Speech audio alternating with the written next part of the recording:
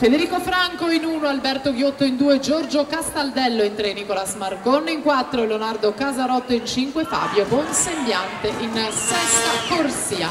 Quinta batteria alla partenza, la quarta in arrivo velocissima con Niccolò Foglia avanti a tutti e per lui un bel 52,62.